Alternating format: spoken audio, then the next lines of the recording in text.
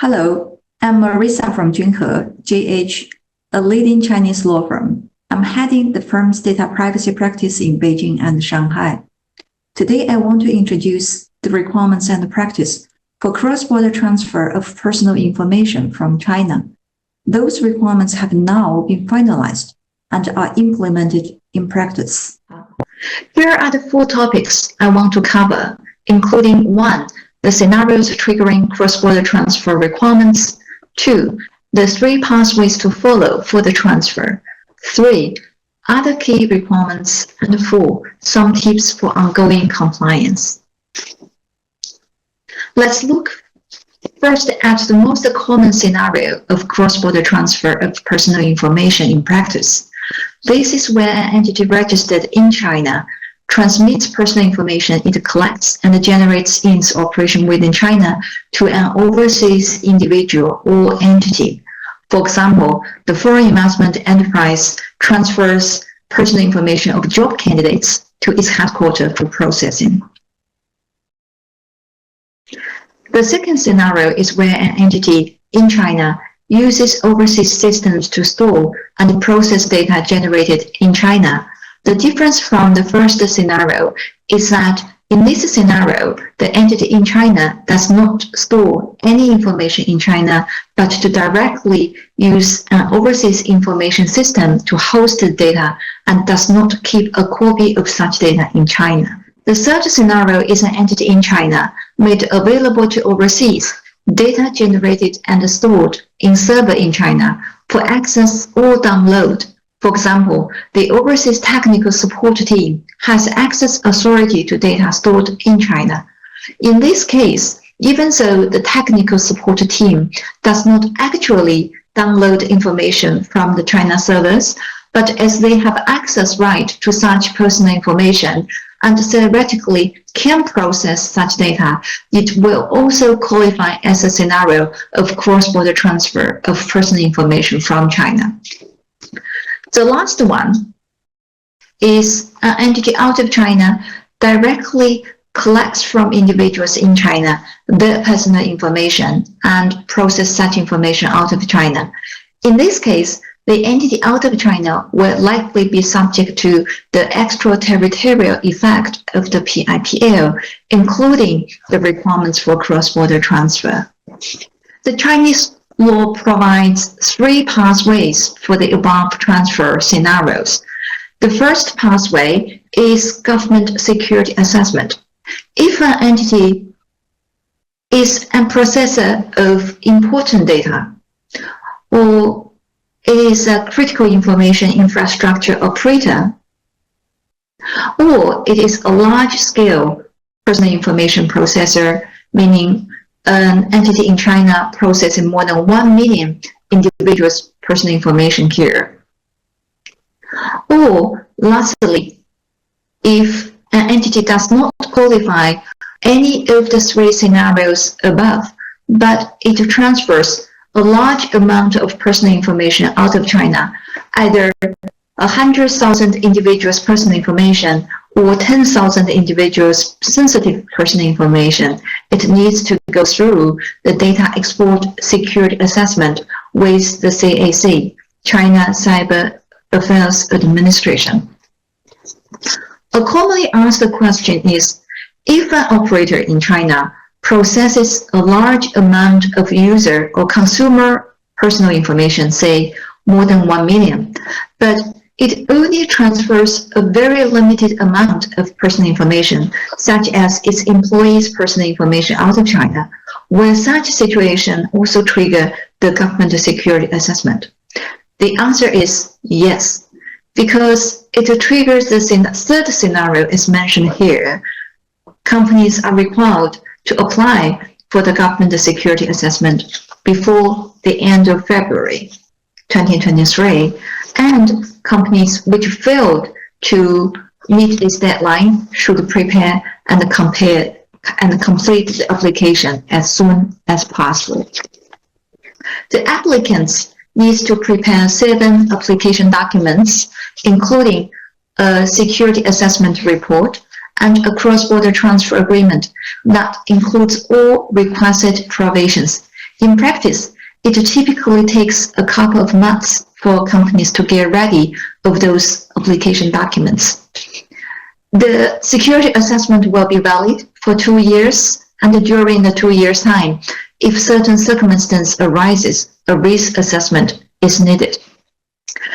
If an entity does not meet the threshold for government security assessment, it can either enter into a standard contract with the overseas recipient and file the signed contract together with a privacy impact assessment with the provincial level CAC within 10 working days from the contract takes effective.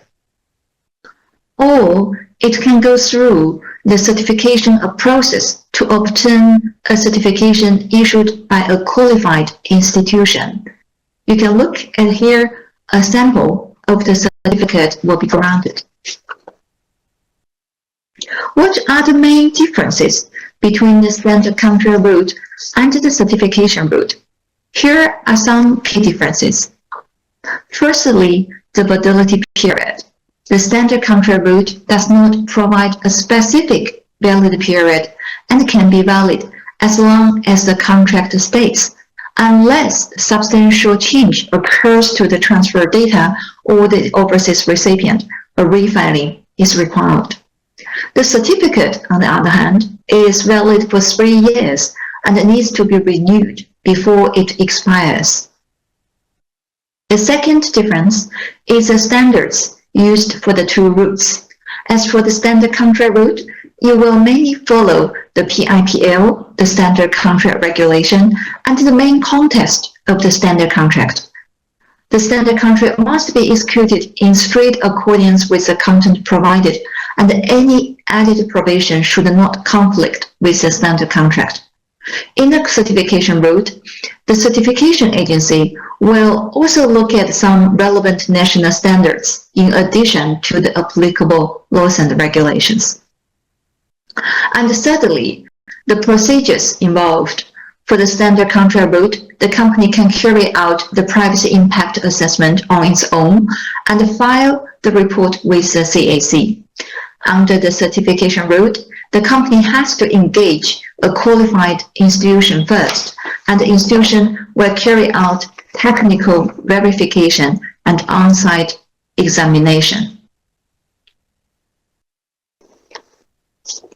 Here are some other key requirements to comply with for cross-border transfer of personal information, regardless of which any of the 3 pathways to take. Firstly, there must be a genuine need to provide personal information outside the territory of the PRC due to business or other needs. The necessity analysis should be included in the self-assessment report. Secondly, the transferor must make full disclosure of the transfer scenario to the data subjects, including the overseas recipient's name and contact information, purpose and methods of processing, categories of personal information involved, and methods and procedures for the data subjects to exercise their rights with the overseas recipient. Thirdly, if the processing activity is based on consent, then separate consent is required for the transfer. For example, employees need to sign a consent letter for their personal information to be transferred to overseas affiliates of the China employer. Fourthly, a personal information impact assessment needs to be prepared, and aspects to be covered include analysis on the following areas, such as whether purpose and methods of processing personal information are lawful, legitimate, and necessary, impact on individual rights and interests, and security risks, and whether the protection measures taken are lawful, effective, and adequate to the degrees of risks. In addition to that, the processor also needs to evaluate the legal environment of the overseas recipient to ensure Chinese individuals' rights can be protected appropriately. And last, There must be legally binding documents to stipulate the rights and obligations of the parties. In most cases, it will be a contract between the transferor and the recipient, but in some cases, it could be other form of legal documents, such as group policies, which need to be determined on a case-by-case basis. After the three pathways are completed, here are some tips for ongoing compliance. First, monitor the key aspects of the cross-border transfer activities to determine whether a re-declaration, refiling, or re-certification is necessary. Second, monitor the legal environment of overseas recipient and to take action where such a change would significantly change the circumstance when the self-assessment is made. Third, establish a process for data subjects to exercise their rights, including provide a copy of the signed standard contract to data subjects upon their request after redacting certain confidential information. 4. Pay attention to incidents or breaches occurred overseas in case it impacts on Chinese data subjects. And last, monitor any further guidance or clarifications from the CAC as the requirements are still evolving. Let's look at the key steps for cross-border transfer compliance and that companies typically follow in practice. Data mapping is essential to understand the export scenarios and channels for export involved. Then determine which pathways it applies to the entity collecting information in China. On that basis, carry out self-assessment and identify gaps for compliance. Then take rectification actions and close the self-assessment. After that, complete government security assessment, SCC filing, or certification procedure. And of course, ongoing compliance as we just mentioned. Lastly, here are some important dates. The deadline for security assessment has already passed, so companies should make application as soon as possible, if not done yet. And June 1st, 2023 is when the standard contract regulation to become effective. And December 1st is a deadline for companies to complete the SCC route. We anticipate if companies choose the certification route, it should also start and try to complete before such date as well.